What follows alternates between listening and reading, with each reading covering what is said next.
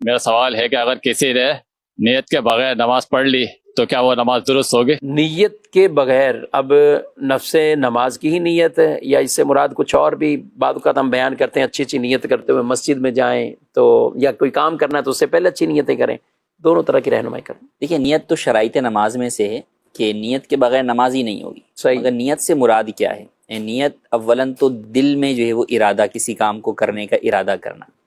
اچھا، فرض نماز پڑھ رہا ہے تو ساتھ میں یہ بھی ارادہ کہ کون سی فرض پڑھ رہا ہے۔ صحیح۔ ظہر کی نماز ادا کر رہا ہوں یا عصر کی ادا کر رہا ہوں، تو یہ اس کے ذہن میں ہو کہ بھئی میں یہ جو بھی 4 رکعت پڑھ رہا ہوں یہ ظہر کی پڑھ رہا ہوں۔ اچھا، اگر سنت اور فرض ہے تو اس میں اس کو یہ ہو کہ بھئی میں یہ فرض نماز پڑھ رہا ہوں یا سنت یا نفل جو ہے وہ پڑھ رہا ہوں۔ تو یہ فقط دل میں ہونا کافی ہے، زبان سے کہنا ضروری نہیں۔ ہاں، زبان سے کہہ لے تو بھی اچھی بات ہے، لیکن اگر کسی نے زبان سے نہیں کہا تو عام طور پہ کوئی بھی شخص جب نماز کے لیے کھڑا ہوتا ہے تو اس کے ذہن میں یہ ہوتا ہی ہے کہ میں فلاں وقت کی جو ہے وہ نماز ادا کر رہا ہوں۔ تو عام طور پر ایسا نہیں ہوتا کہ بغیر نماز کی نیت کے وہ شخص جو ہے وہ نماز پڑھ رہا ہو۔ تو نماز عام طور پہ نیت کے ساتھ ہی جو ہے وہ پڑھی جاتی ہے۔ ہاں، یہ ڈاؤٹ فل ہو سکتا ہے کسی کو کہ کوئی شخص جو ہے وہ سنت کی نیت باندھ لے اور بعد میں اس کے ذہن میں آئے کہ یار میں فرض پڑھ لیتا ہوں، تو اب وہ فرض نہیں ہو سکتی جب سنت کی نیت جو ہے وہ اس نے کر لی۔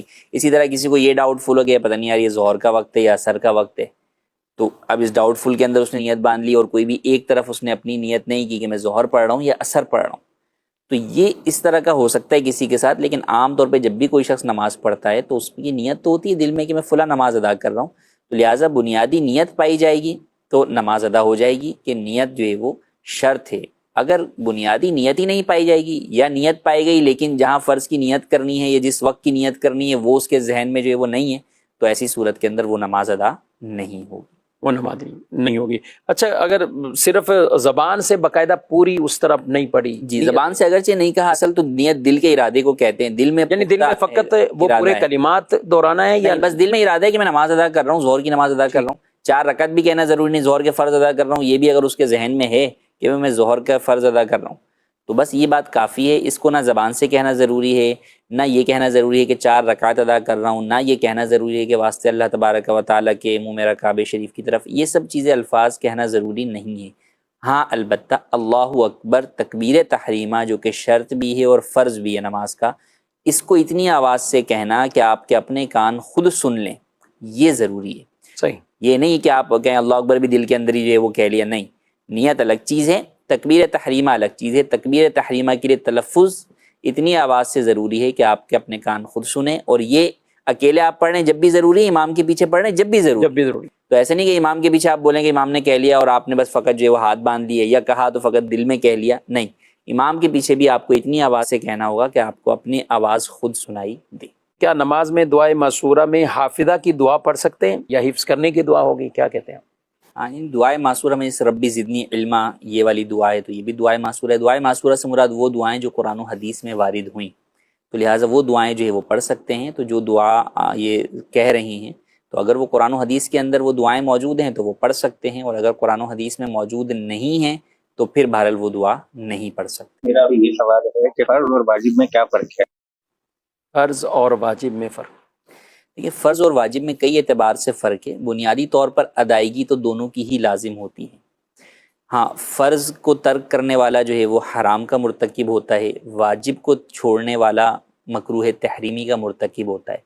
ناجائز دونوں ہی ہیں، لیکن حرام جو ہے وہ کبیرہ گناہ ہوتا ہے، جو مکروہ تحریمی ہوتا ہے اسے 1 ٹائم کسی نے کیا تو وہ گناہ صغیرہ ہوتا ہے، لیکن اگر اس کو بھی کرنے کی وہ شخص عادت بنا لیتا ہے تو وہ پھر کبیرہ جو ہے وہ بن جاتا ہے۔ اسی طرح فرض کے اندر پھر فرض قطعی ہوتا ہے تو اس کا انکار کرنے والا کافر ہوتا ہے، جبکہ جو واجب ہوتا ہے اس کا انکار جو ہے وہ کفر نہیں ہوتا، ہاں بعض صورتوں میں گمراہی جو ہے وہ بنتا ہے۔ تو یوں بعض جو ہے وہ اصولی اعتبار سے اختلاف ہے۔ بہرحال ہمارے لیے بطور عمل کرنے کے اعتبار سے ایک انسان کے لیے، مسلمان کے لیے دونوں ہی چیزوں کی اپنی جگہ پر اہمیت ہے، اور دونوں پر ہی عمل کرنا ہے، کسی کو بھی چھوڑنا جو ہے وہ الاؤ نہیں ہے آپ کہ آپ بولیں یار یہ فرض ہے یہ کر لیتا ہوں اور یہ چیز واجب ہے اس کو چھوڑ دیتا ہوں، تو ایسا نہیں ہے۔ واجب کو بھی جو ہے وہ کرنا ہے اور فرض کو بھی آپ کو ادا کرنا ہے، دونوں کو ہی ادائیگی دونوں کی لازم۔ یعنی یہ کیٹیگریز جو بنائی گئی تو یہ ان کے احکامات کے مطابق تھا کہ ہر ایک حکم واضح ہو جائے۔ جی، اس کا مطلب یہ نہیں کہ جیسے بعد کو پتہ جس چل جاتا ہے نا کہ یہ چیز سنت ہے تو اب پہلے سے پہلے عمل کر رہے ہیں، لیکن اب پتہ ہے سنت ہے تو اب کرنا نہ کرنا مطلب کہیں کہ وہ چھوڑنے کی طرف چلے جاتے ہیں۔ کتنی ایک پیاری بات پڑھی کہ پہلے کے اسلاف بزرگ کسی چیز کی تلاش میں اس لیے رہتے کہ پتہ چلے کہ سنت ہم عمل کریں، کہ کوئی سنت رہ نہ جائے. جی اور آج ہم اس کی جستجو میں کہ یہ سنت ہے اور اس کو ہم چھوڑ دیں گویا کہ، یعنی اس کی تہ میں اس لیے جا رہے ہیں، تحقیق میں اس لیے جا رہے ہیں کہ سنت ہے یا واجب ہے. یہ دو طرح کی جو چیزیں واجب تو نہیں ہے، اچھا سنت ہے تو سنت ہے تو پھر اس کو ترک کر دیں، معاذ اللہ چھوڑ دیں. تو ایسی عادت نہیں ہونی چاہیے. سنت موقدہ ہیں، غیر موقدہ، یہ بھی ڈیٹیل تفصیل ہے، لیکن یوں بھی نہیں ہے کہ اب سنت موقدہ تو کوئی پڑھ رہا ہے لیکن غیر موقدہ کو ہمیشہ ہی پوری زندگی گزر جائے یا کہے کہ سال ہو گئے کہ وہ سنت غیر موقدہ کی طرف نہیں آیا. تو ان چیزوں کا بہرحال ضرور خیال رکھنا چاہیے کہ سنتوں پر بھی عمل کرے. سنت موقدہ ہیں چاہے غیر موقدہ ہیں، اسی طرح نوافل بھی ہیں کہ یہی وہ اسباب بن جاتے ہیں کہ جو ہمارے فرائض کو بھی تکمیل پہنچانے والے ہیں، اور اللہ پاک کا خاص قرب بھی ان لوگوں کو نصیب ہوتا ہے کہ جو فرائض اور اس کے ساتھ ساتھ نوافل پر استقامت کے ساتھ رہتے ہیں. اللہ مجھے آپ کو عمل کی توفیق دے.